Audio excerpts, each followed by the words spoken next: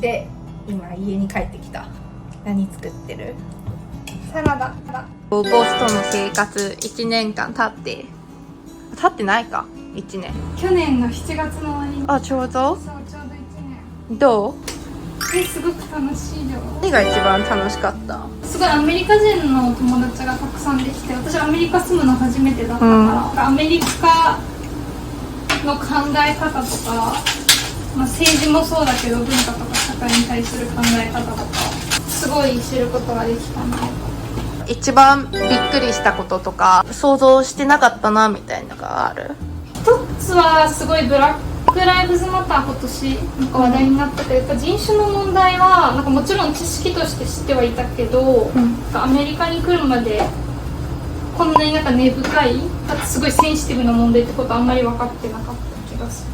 なんか私が日本にいた時に持ってたなんか人種問題の考え方って、なんかすごい普通の人は人種差別をしなくて、なんか一部のすごい過激な人が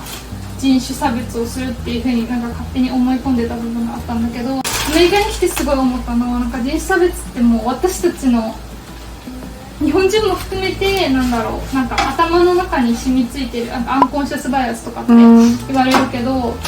なんか例えばなんとなくなんかボスと部下2人の3人のグループが出てくるときに、ボスが白人だとなんとなく思ってるとかなんかそういうのって多分すごい見えないところにたくさんあって、その人も注意してなかったら人種差別をすることが普通にあるっていうのが多分アメリカで学んだこと。ジェンダーに関してのバイアスとかもいろいろあるよね。アメリカに来てなんかすごい今まで自分の知らなかった面に気づかされたっていうか、なんか自分自身もすごいジェンダーバイアスとか思ってたりとか、育つ中でそういう考えを身につけてたんだなっていうのをすごい感じた。例えばどういったところ？なんかフェミニズムの授業を今年取ってたんだけど、面白かったのが、なんか子供の頃に見てた例えばテレビとかね、本とかなんかそういう消費してたメディアで自分と同じような外見とジェンダーの人がどのくらい出てきたかみたいな議論があって、まず男女の話だといろんな絵本とかでもキャラクターがヒーのことがシーのことより全然多いんだけど、そういう動物とかでもヒーの方が多く。そう、ヒーの方が全然多くって、ピカチュウもヒーだし、アンパンマンもヒーだし、ピカチュウもヒーだし、なんかデフォルトメールっていう考え方があるんだけど、基本は男の子で、女の子の時は女の子っていう、例えばリボンをつける、男の子のキャラの顔にリボンをつけると女の子になるとか、口紅をつけるとか、ひらひらの服を着ると女の子になる。デフォルトメールっていう考えがすごいいろんなところに入ってて、別になんかそれはもともと女性を排除しようとしたっていうよりも、そういうもんだと思われてたその社会のバイアスみたいなのがずっとつながって、でそれをずっと子供の頃から読んでいくと、デフォルトは男の子で、でも女の子が参加する世界もあるよねみたいな感じにだんだんコンストラクトされていくんじゃないかみたいな話。確かに。でもアメリカの映画は最近女性が主人公のやつ結構増えてるよね。そういう反省からまさに強い女性のね、なんかアクションとかどんどんできてきてるけど、なんかそれをさらにレースの問題に当てはめると、例えば黒人の女の子とかって育ってる時に黒人の女の子がなんか主人公のものほとんど見てない、見てるとするとそれは黒人の女の子だっていう話、例えばすごい差別を受けて辛いっていう話だったりとか、そういうレイシャルアイデンティティをテーマにした話で、普通に黒人の女の子だけど全然関係ないことをしてるみたいな話はなかなか出会わない。確かに。なんかそうするとやっぱりその社会の中で自分が主人公じゃないっていう気持ちがだんだん蓄積されるんじゃないかみたいな、そういう論文があって、私自身はすごい自分は女性だからなんかジェンダーの問題にはコンシャスな人間だっていう風に考えてたんだけど、やっぱり授業受けていろんな人と話して思ったのは、なんか自分自身ももともと社会にあるジェンダーバイアスをなんかさらに加速させたりとか、なんか上書きするような存在になってたなっていうのをすごい感じて、例えば、本とかを読んでて、名前を見て男性か女性かわからない時でもなんとなくリーダーにいるポジションの人は男性なんだろうなって思ってて、読み進めていくと実は C だったとか、なんかそういうのって自分でも気づかないうちにすごい織り込まれてるものなんだなって感じたりしたかな。職場でもそういうなんかジェンダーバイアスを感じたりとかする？なんか職場のジェンダーバイアスはすごい個人的にも興味があって、私日本で働いてる職場もすごい男性がやっぱり多い、どこの職場も今そうだと思うんだけど、私自身この授業とかを受けながら気づいたのは、なんかもともと私は結構日本で例えば女性として働いててセクハラとかパワハラの問題だったりとか、なんかまあ女性で相談できる人がいないとかっていうその不都合に感じることってたくさんあると思うんだけど、なんかそれをなんだろう、なんか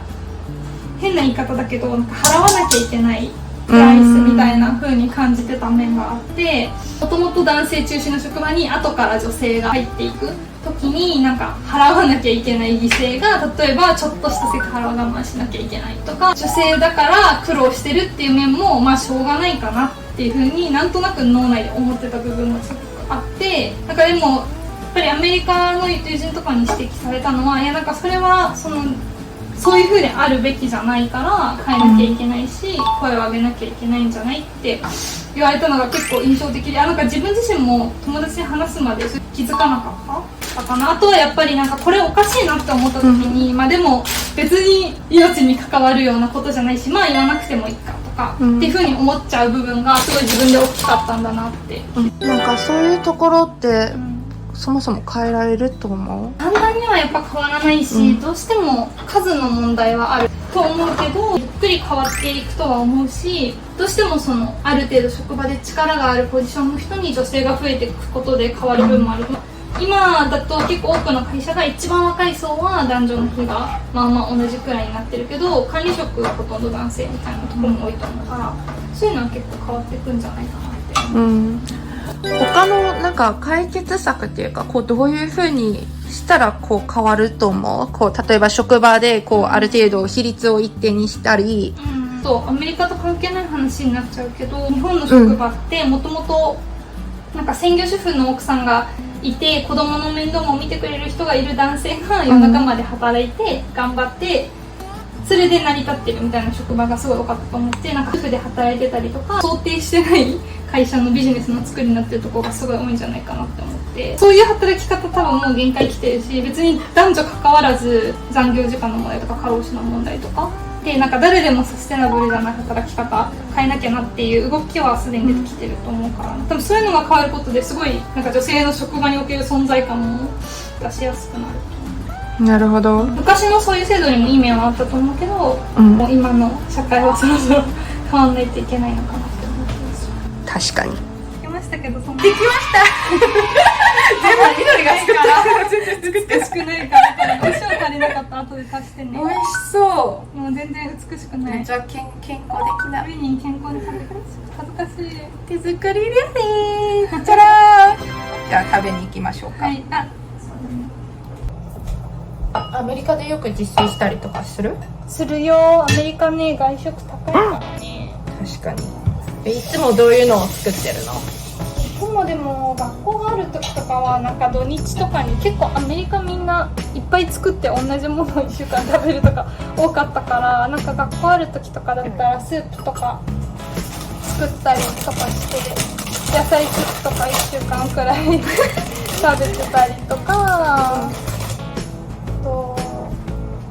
あとなんかこっちに来て圧力鍋にハマって、インスタントポットっていう電気圧力鍋をそれ便利だよね。便利すぐ作れるスープとか。そう、なんかすごい多分働く人向けなんだろう、なんかヤングプロフェッショナルにすごい受けてるらしい。時間のない人向け。そうそうそう。あと火使わないから置いといてもらってるんだし、これ